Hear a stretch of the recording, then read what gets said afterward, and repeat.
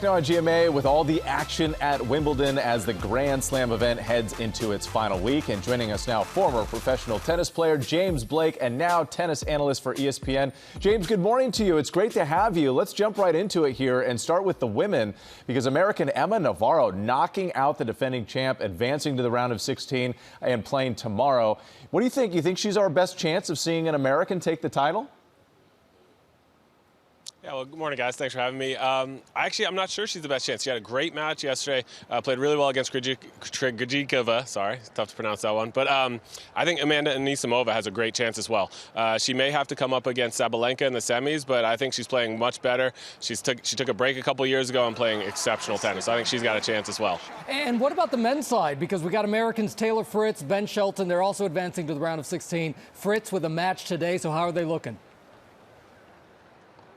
Fritz and Shelton have looked great. Shelton hasn't dropped a set. Fritz had a really, really tough first two rounds. He played two guys that were 6'8", serving absolutely huge. He battled through both of those in 5 sets, and now looks like smooth sailing for him. I think they both have a really good chance to get further in this draw, but everyone's looking at the top 3 guys in this tournament, though.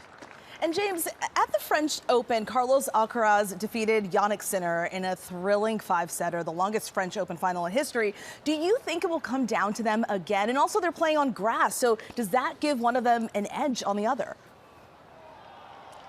Yeah, I think there's still a very good chance it comes down to them, but I think Novak Djokovic is going to throw a wrench in it because he's playing so well. He's got so much success here. He's won it 7 times before. He's more accomplished than anyone at this site. So I think he's got a really good chance to beat Sinner in the semis. But I think if they do meet in the finals, Alcaraz definitely has a little bit of an edge on grass. He's won it the last 2 years here, and I just think he's figured out a way to move on grass better than anyone in the world, possibly with the exception of Novak Djokovic.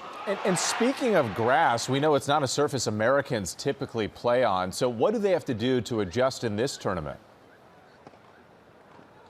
Well, it's a matter of figuring out how to move on it. That's the biggest adjustment. The grass, it changes too from day to day with the weather conditions. It could be a little more slippery. It could be a little bit drier. So they have to adapt to that, and it's all about the little adjustment steps. Novak's done that so unbelievably well throughout his career. We saw the likes of Roger Federer and Pete Sampras accomplish that so well. But now it's a matter of figuring that out and adjusting from the clay to the grass here.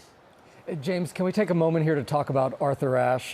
So legendary. Yesterday was actually the 50th anniversary of Ashe's historic win there at Wimbledon. You were pretty moved when you spoke about it.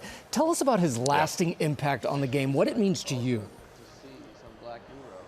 Yeah, his lasting impact is that I probably wouldn't have been playing the game if not for him. Serena and Venus talk about it. They have the legacy. Frances Tiafoe, Sloane Stephens, Coco Gauff, Madison Keys, Taylor Townsend, Haley Baptiste. That's his legacy, is because if he didn't go through and accomplish and achieve what he achieved and overcoming all the hurdles he overcame, that most people would have stopped. The resistance he faced to come into a very white sport, and for him to prevail over Jimmy Connors that day, it showed so many people how much representation matters. And now to look at the game and to see it in great shape with the African-American community, his legacy goes far, far beyond the tennis court.